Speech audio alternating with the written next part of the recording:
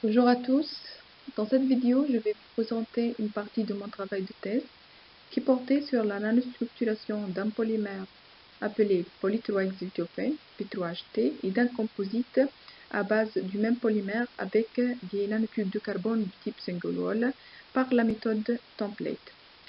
Ce travail a été réalisé dans le cadre d'une collaboration entre l'Institut du matériau Jean Roussel de Nantes et la faculté des sciences de Monastir. Ce travail se positionne dans le domaine électronique et imprimé.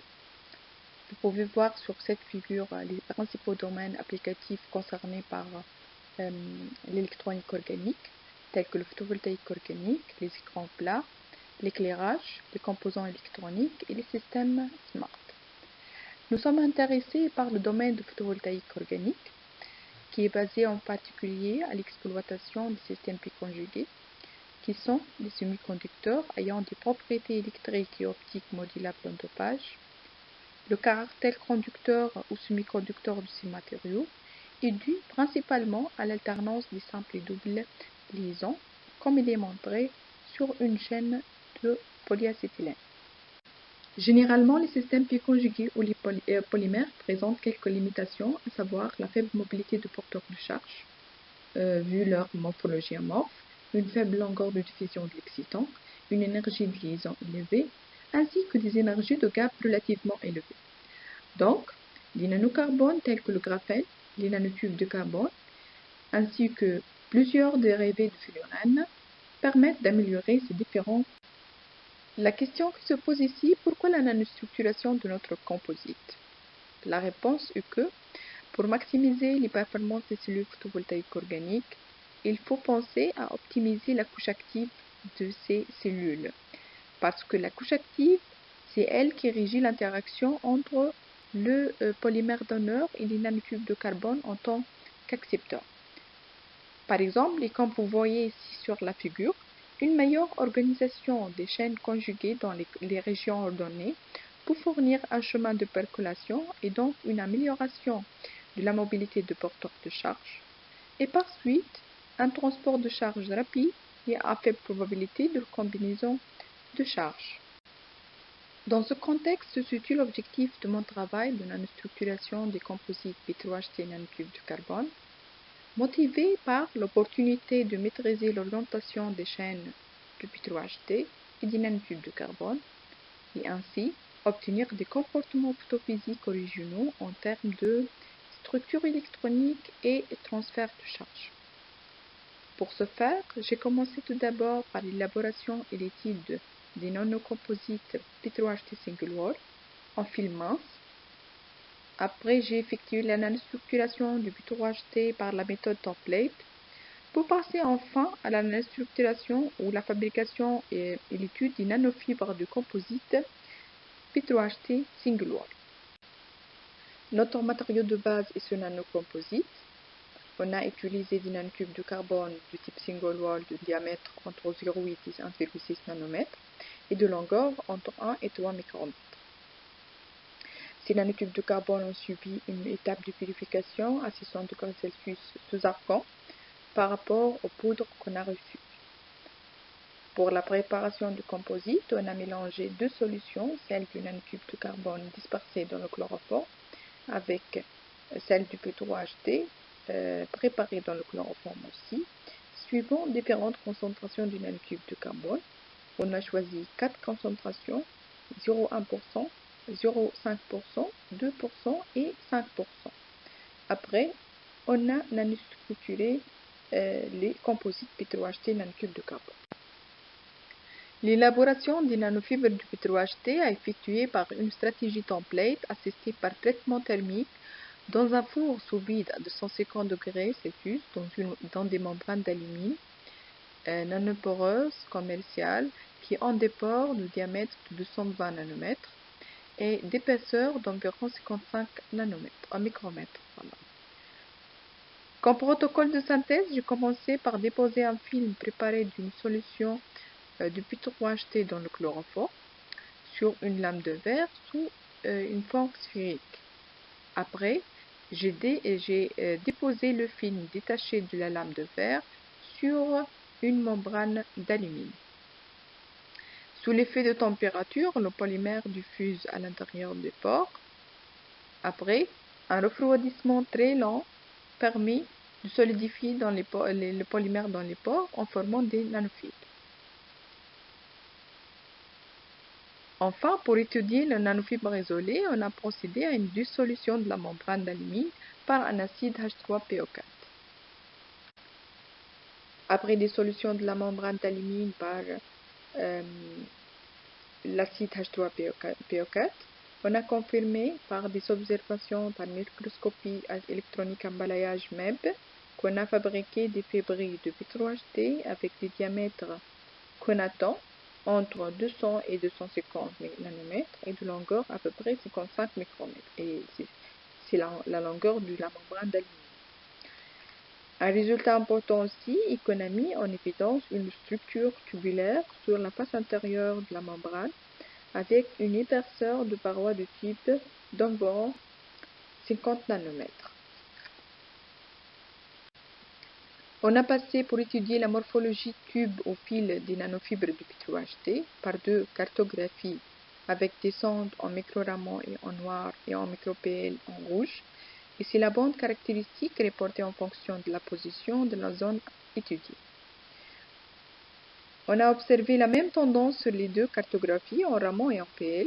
En effet, les cartographies montrent trois zones, comme vous observez sur les spectres.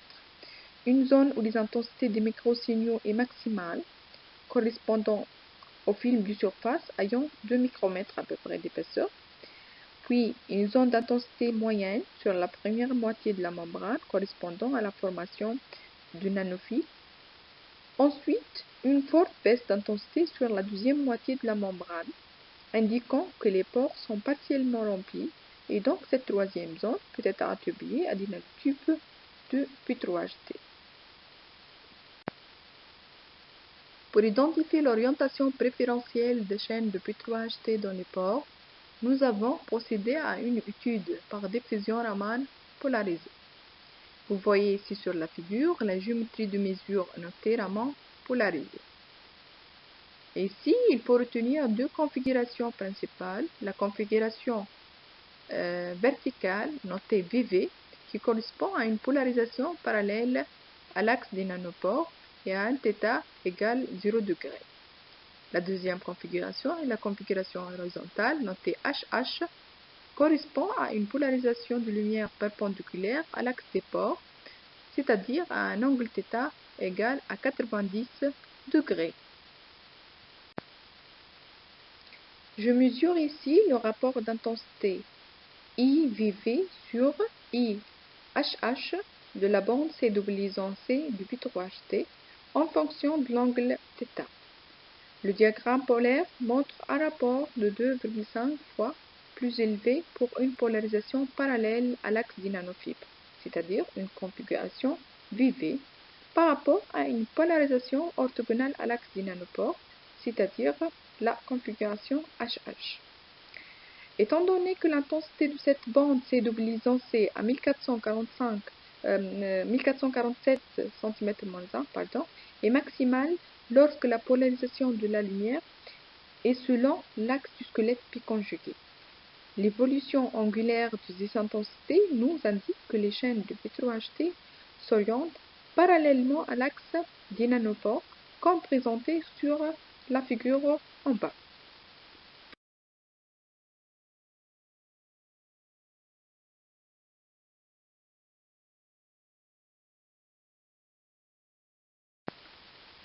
Pour bien comprendre les résultats trouvés en raman polarisé, on a procédé à une étude en micro-PL polarisé.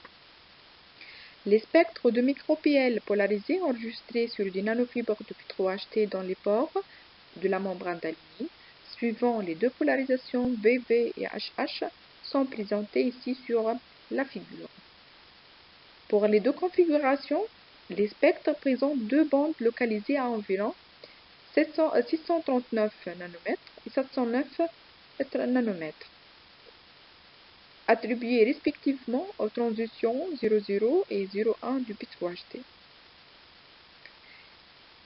Comme vous voyez, l'émission de PL est fortement anisotrope avec une direction préférentielle parallèle à l'axe des nanofibres.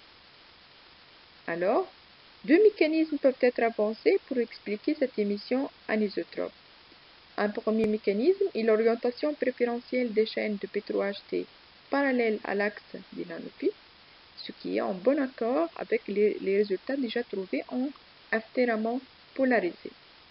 Un second mécanisme est un phénomène de quittance du fait de la géométrie des nanofibres.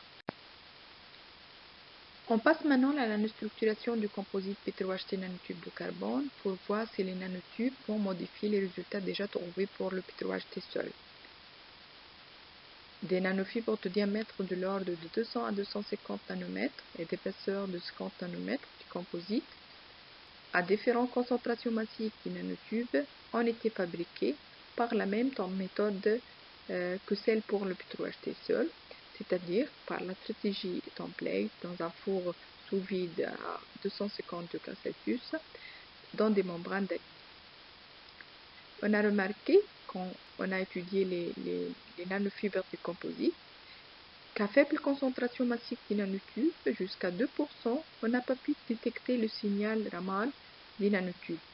Ceci peut être dû à un effet de filtrage des nanotubes par la membrane d'alignement. D'où l'intérêt de travailler avec une concentration plus importante et nous avons choisi le composite à 5% des nanotubes de carbone. Cette figure présente les spectres Raman obtenus à différentes positions d'une tranche de la membrane imprégnée avec du composite à 5% du nanotube de carbone. Ces spectres montrent les bandes caractéristiques du P3HT et du nanotube de carbone, ce qui indique que sous l'effet de la température, notre composite a bien diffusé dans les pores. En revanche, en s'éloignant de la phase d'imprégnation, une baisse d'intensité des bandes de nanotube de carbone et une augmentation des bandes caractéristiques du P3HT, ce qui indique une diminution de la quantité du single wall carbone nanotube. En effet, le rapport d'intensité I 1447 cm-1 du P3HT sur I 1587 cm-1 du nanotube de carbone nous a permis d'estimer la quantité des nanotubes de carbone sur les deux faces de la membrane, telles que 0,5% sur la face 2, 10 fois plus faible que sur la face d'imprégnation. Comme pour le P3HT, on a procédé à une étude angulaire par spectroscopie Raman polarisée sur les nanofibres du composite à 5% des nanotubes. On retrouve la configuration VV parallèle à l'axe des pores et la configuration HH perpendiculaire à l'axe des pores. Le rapport d'intensité entre la polarisation VV et HH de la bande G du nanotube de carbone en noir et pour la bande CW-C du P3HT en rouge sont présentés sur la figure. On observe qu'elles sont perpendiculaires l'un à l'autre, telles que les chaînes de P3HT parallèles à l'axe des fibres et les nanotubes sont perpendiculaires à l'axe des fibres. Voilà l'organisation présentée ici sur la figure ci-dessus. Donc, cette organisation, la question qui se pose, est-ce que cette organisation va affecter la PL du nanofibre de composite?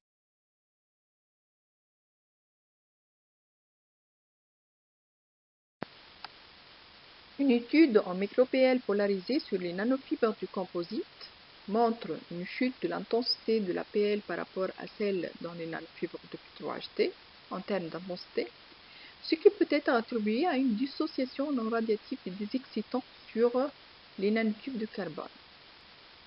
Autrement, un renversement de la direction de la polarisation de la PL du composite perpendiculaire à l'axe des fibres par rapport à celle dans les nanofibres de P3HT, où on a une polarisation préférentielle parallèle à l'axe des fibres.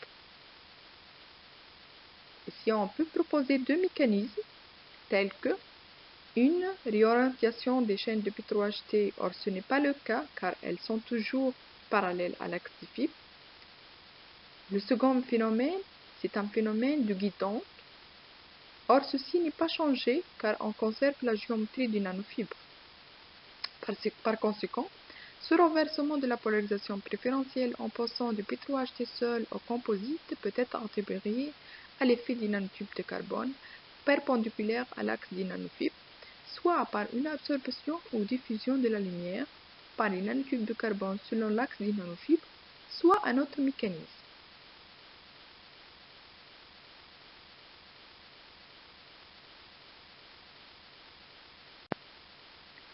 La question qui se pose est si ces structures sont intéressantes pour le photovoltaïque organique ou non. Initialement, l'idée c'était l'amélioration du transport au sein du nanofibre du composite P3HT nanotube de carbone. Par contre, dans notre cas, les nanotubes de carbone se mettent perpendiculairement aux chaînes du P3HT, ce qui n'est pas favorable pour un transport de charge. Le second point attendu, le comportement donneur-accepteur entre les chaînes de P3HT et les nanotubes de carbone dans les nanofibres. On a vu une dissociation radiative qui se produit à travers une étude en photoluminescence résolue en temps. On a une durée de vie d'excitant qui augmente dans les fibres du composite par rapport aux fibres du P3HT. Il faudrait alors évaluer l'étude en photoconduction et photovoltaïque pour pouvoir confirmer que ces structures ont un intérêt pour le photovoltaïque organique ou non. Je vous remercie pour votre attention.